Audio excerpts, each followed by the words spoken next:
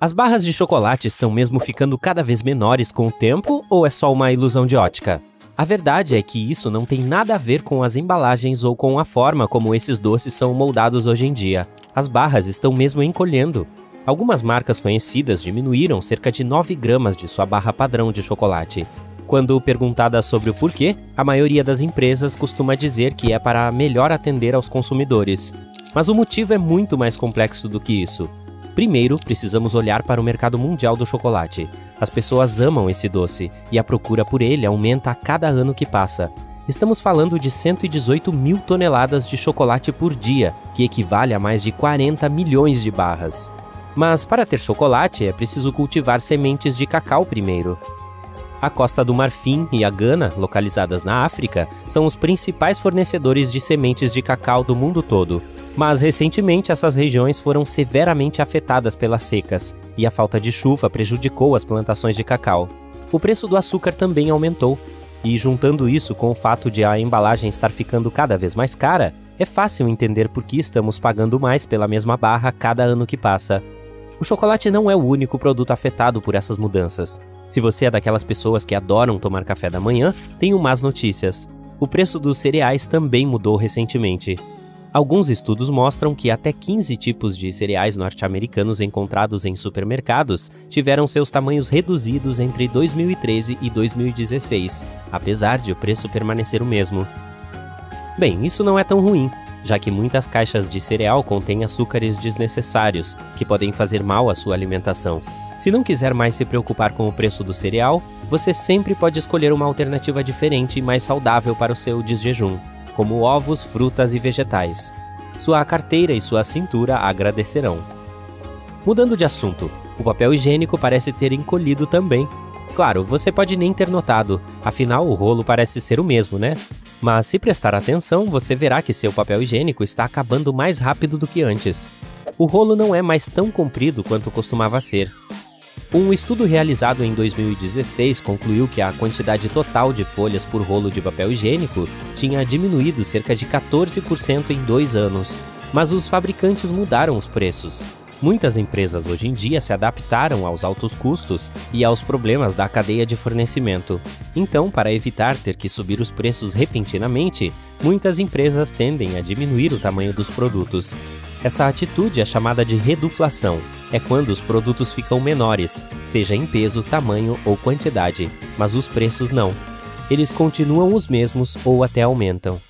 Você certamente vê mais essas mudanças em produtos como lanches, itens de despensa, alimentos congelados, carne, pães e massas.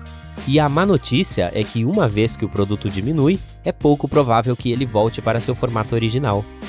Mas há coisas que você pode fazer para se adaptar a essas mudanças.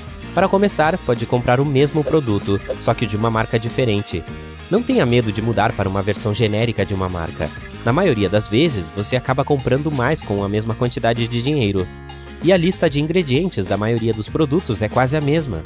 Você também pode optar por comprar no atacado, sobretudo coisas não perecíveis como comida enlatada ou material de limpeza. E há também a opção de enviar uma reclamação oficial para a marca em questão. Claro, pode não ser suficiente para impedir que o produto diminua ainda mais no futuro, mas em resposta você pode receber alguns cupons para sua próxima compra. Outros produtos têm mudado de tamanho também, mas por motivos totalmente diferentes. Pegue os motores de carro, por exemplo. Eles mudaram consideravelmente nos últimos 100 anos. Nos anos de 1930, o motor V8 da Ford pesava cerca de 230 quilos, enquanto fornecia apenas 65 cavalos de potência. Se observarmos os motores mais novos, veremos que eles quase triplicaram a quantidade de potência que conseguem entregar, mesmo com um peso reduzido em mais de 50%. O mesmo se aplica a computadores. Se analisarmos a história da computação, encontraremos o computador Atanasoff Berry, ou o que é conhecido hoje como o primeiro computador digital do mundo. Ele era do tamanho de uma mesa, mas só conseguia resolver equações simples com adições e subtrações. Poucos anos depois, fomos apresentados a um computador com mais utilidades, mas ele precisava de uma sala inteira, de tão grande que era. Hoje em dia, os notebooks cabem praticamente em qualquer tipo de bolsa e têm 100 vezes mais capacidade de processamento. Sem contar que você consegue fazer praticamente qualquer coisa no seu notebook, desde escrever a editar vídeos ou conversar com seus familiares que estão do outro lado do mundo. Nossas roupas estão encolhendo também, mas não por iniciativa dos fabricantes. Você pode ser especialista em lavagem de roupas, mas é bem provável que já tenha encolhido pelo menos uma blusa ou duas no passado. Você pode ter lavado a peça com a temperatura errada ou secado-a incorretamente. Mas na maioria das roupas, esse encolhimento não acontece instantaneamente. Qualquer tipo de calor aplicado a qualquer tipo de fibra faz o tecido encolher com o tempo. Então, quando você já tiver lavado uma camiseta de 10 a 15 vezes, ela estará bem menor do que da primeira vez que a experimentou. Manter suas roupas conservadas por mais tempo depende de um equilíbrio delicado. Para começar, alguns tipos de vestimentas precisam ser lavados em temperaturas mais altas para eliminar certos cheiros e bactérias. Peças como roupas íntimas ou meias raramente ficam limpas se você as lavar só em água fria. Quanto ao resto do seu guarda-roupa, é melhor optar pela lavagem fria mesmo. Então, tente pendurar peças delicadas no varal e evite colocá-las na secadora após a lavagem. Odeio ter que contar isso para você, mas nossos cérebros também estão encolhendo. Nossa matéria cinzenta diminui à medida que envelhecemos, mas certos maus hábitos podem acelerar o processo. Esse processo foi associado a coisas como falta de luz solar ou de sono, ou quantidades insuficientes de alguns nutrientes e vitaminas importantes. Se analisarmos o todo, também veremos mudanças drásticas em nossas mentes e personalidades. Os últimos 6 milhões de anos triplicaram o tamanho de nossos cérebros. Você pode achar que isso vai continuar, mas é provável que não vai. Surpreendentemente, nossos cérebros estão encolhendo a cada geração.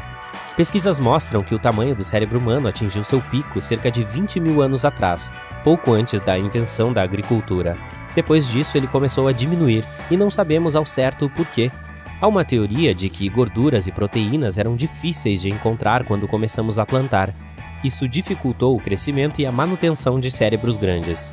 Nossos cérebros também gastam muita energia. Eles consomem cerca de 20% de nossas calorias diárias. Não somos os únicos afetados pelo encolhimento. Alguns animais também estão nesse processo.